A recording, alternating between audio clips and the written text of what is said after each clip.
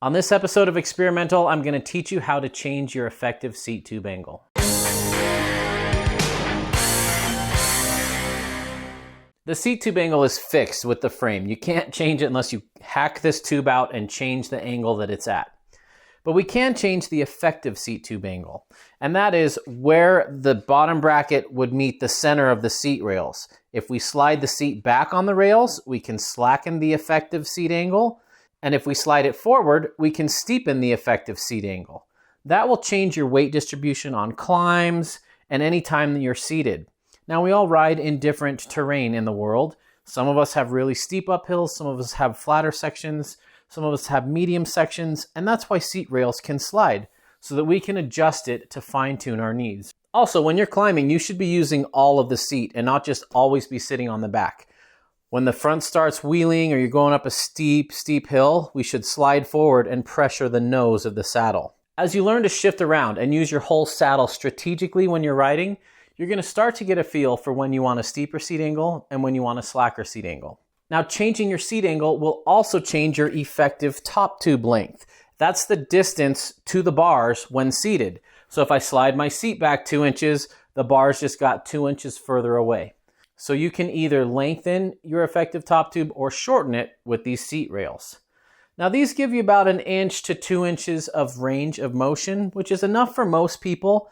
But on this bike, I'd like to get an even steeper effective seat tube angle, and there's only one way to do that. We need to swap out this dropper post for a different one. This is the 9.8 Fall Line R dropper.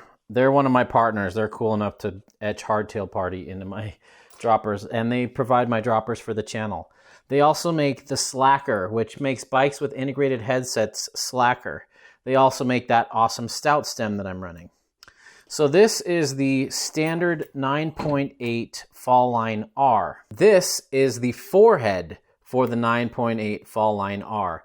It replaces the head here and offsets it by 25 mil. So I can get another 25 mil, which is just over 1 inch back or forward in this case, which we want to do. So I'm going to be installing this forward. Really simple. Just going to remove the standard head. This is such a cool option. I'm so glad they thought of this. It opens up so many possibilities for so many bikes. All right. This is the old head.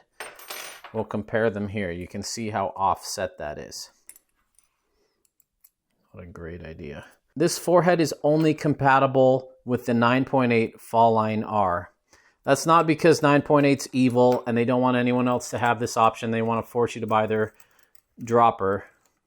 It's because of the design. Every dropper's got a different design in it. Velo sent me this saddle to test out. It's the Senso Ray, and they have really long adjustments. Look at that. I could get a super steep effective seat angle if I wanted to. So that's another way to do it. Get a saddle with lots of adjustment in it, and these Velo saddles really do that.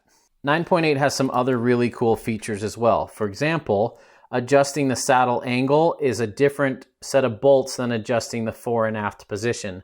So once I get the angle set right, it's real easy on the trail to set my effective seat tube angle. Another cool feature, when it's time to add air, you can just flip that up, add air, flip it down, and put your last bolt on. That is super cool. So yeah, once again, these two bolts adjust the angle, and they have nothing to do with removing the saddle. You can even remove your saddle and keep the angle, which I really like. And then when it's time to adjust the fore and aft position, you just loosen these two clamp bolts. Look at that range of motion. We have so much motion there on this Velo saddle and with this offset forehead. Yes, it may look a little bit goofier than you're used to, but holy cow, that opens up so many options if your seat tube's too steep. Another really cool thing about this dropper is that the cable screws into it so that when you raise your saddle, you can't pull the housing out of the dropper and get your dropper all messed up. I hate that on so many dropper designs.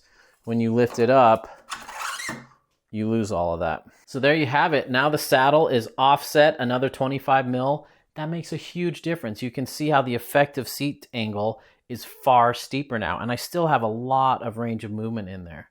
And combining it with the Velo saddle with their super long rails, I've got a ton of options here. It may not look like much, and it may not be that exciting to you guys. This is a complete game changer for me. It's going to be very noticeable. Moving your saddle forward an inch, that's going to shorten up the cockpit on climbs. And then when I descend, I've still got that super comfortable 450 mil long reach.